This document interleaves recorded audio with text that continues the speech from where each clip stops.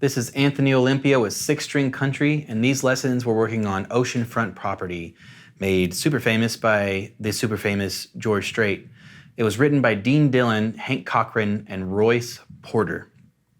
The rhythm lesson is gonna be a little bit tricky. We don't need a capo or anything like that. It's just there's gonna be a few more chords than we're used to on some songs. A little more movement, but the strumming is pretty simple. On the lead lesson, we're kind of, I guess in the recording, we're a little bit, electric guitar hungry. There is not a lot of electric guitar in the recording, so we're going to be playing a lot of what the steel guitar does and the fiddle. So it's a lot of transcribed parts, and they can get a little tricky, but it's kind of digging into playing that like pedal steel kind of stuff on electric. This is a great song to dive into that. So let's get started.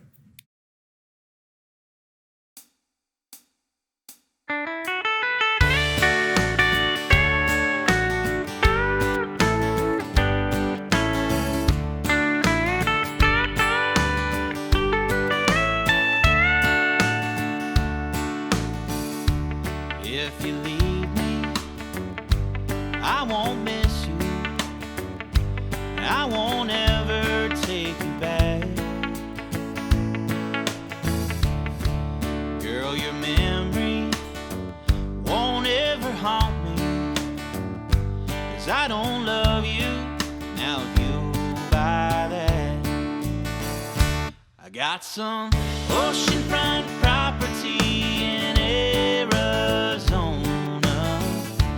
From my front porch you can see the sea. I got some front property in Arizona. If you'll buy that, I'll throw the Golden Gate in free.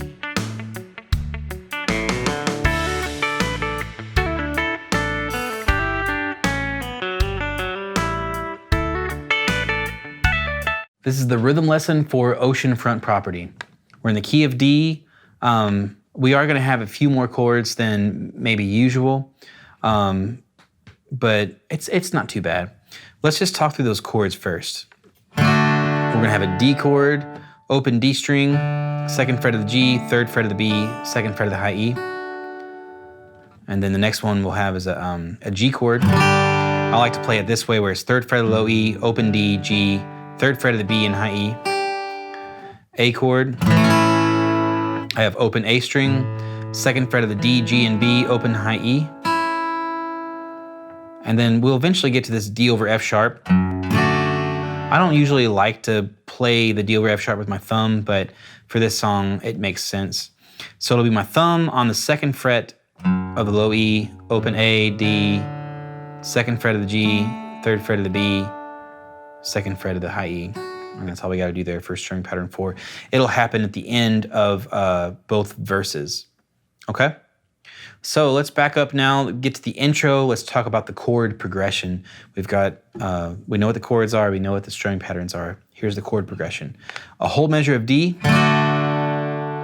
and then we're gonna split the second measure. It'll go G, A, G, A. It sounds like this.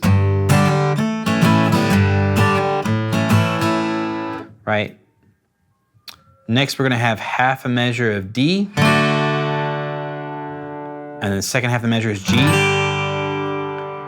Then we break out strumming pattern 2, that split bar, it's gonna go, and then land on D for the last measure on strumming pattern 1. All right, so let's play the intro slowly. Here we go. 3 and 4 and...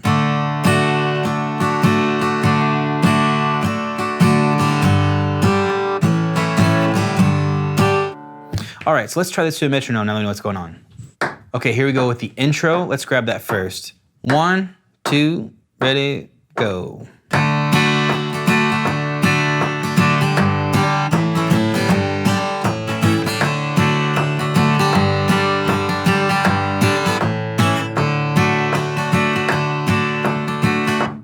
All right, now for the verses. This is verse 1 and 2. 1, 2, ready, go.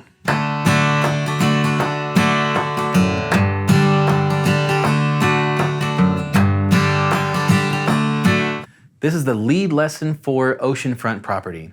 I'm gonna be using a Telecaster. I'm gonna be playing on the bridge pickup. Nothing too crazy in the tone department.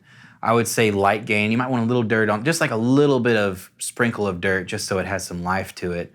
Compression if you got it. A little bit of reverb, if you can hear that.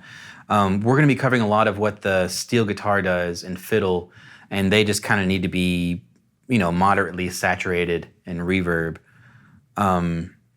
Also, I guess it's a little bit tough to make some of these parts work, like a lot of the pedal steel stuff, those licks. I'm kind of trying to make them work on electric to where they're playable and still sound like the signature lick. So there might be other ways to play this song if you've heard a note in there like, wait a minute, that doesn't quite sound right. I promise you I did my absolute best to make these riffs work. But yeah, let's get started. We start with the fiddle, ascending fiddle lick. Nothing too crazy.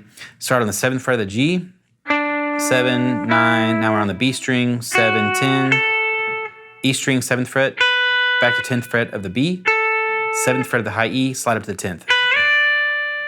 Right pickup. So it'll be open A, hammer on the 2nd fret, and then open D, open A. Shift up here.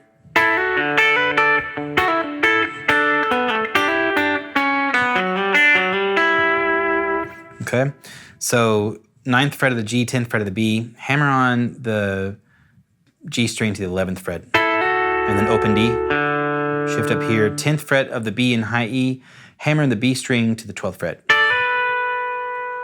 and then 10th fret of both those strings again. And then a quick little stab. I'm guessing this is kind of the A string, maybe the D. The piano just kind of sounds like he's making a little percussive thing with the left hand, so I just figured A string.